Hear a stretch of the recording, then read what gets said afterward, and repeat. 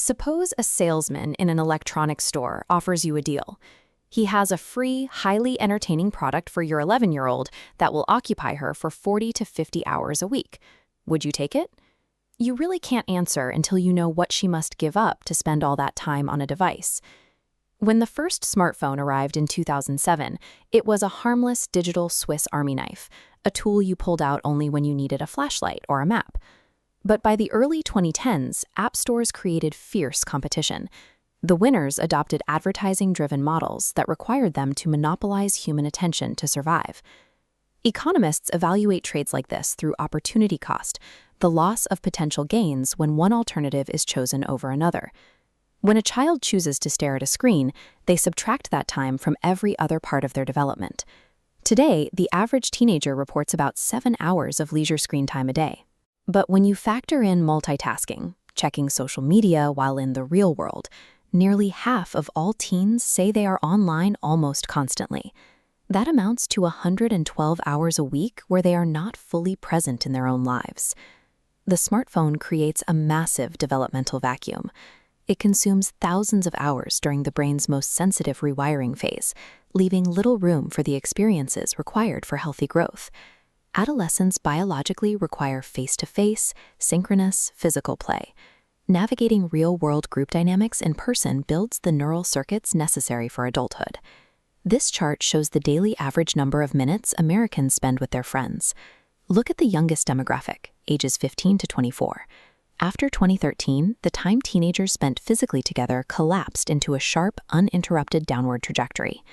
Even when teens are physically together, the quality of that time is fractured. A phone vibrating for a tenth of a second, or even just resting visibly on a table, reduces the intimacy of an interaction. Psychologists call this phubbing, snubbing a companion for a phone, and it leaves peers feeling less important than a notification. Social media did not successfully digitize friendship. It replaced deep community with shallow isolation. It left rooms full of students sitting together in complete silence, afraid to speak or be heard by their peers.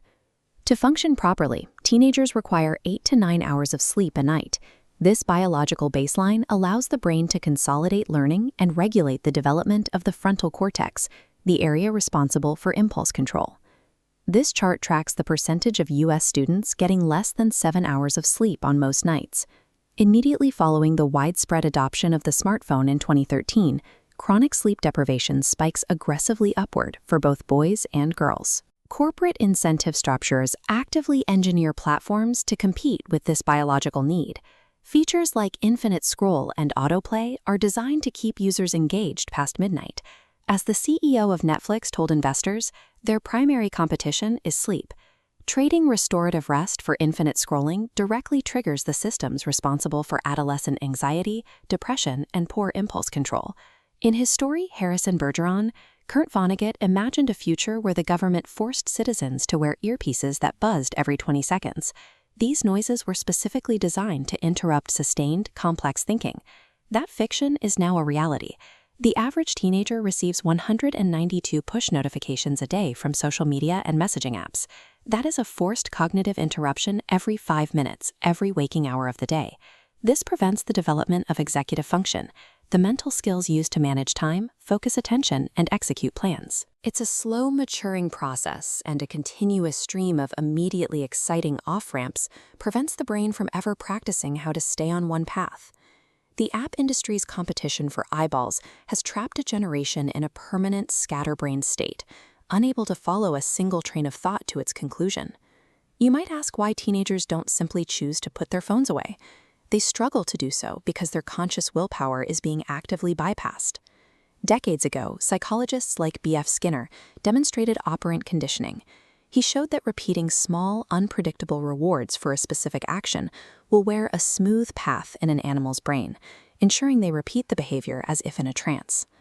Modern app developers apply this science to the dopamine-driven teenage temporal lobe, the region that processes rewards. They use a 4-step loop. 1, an external trigger like a notification. 2, an action like opening the app.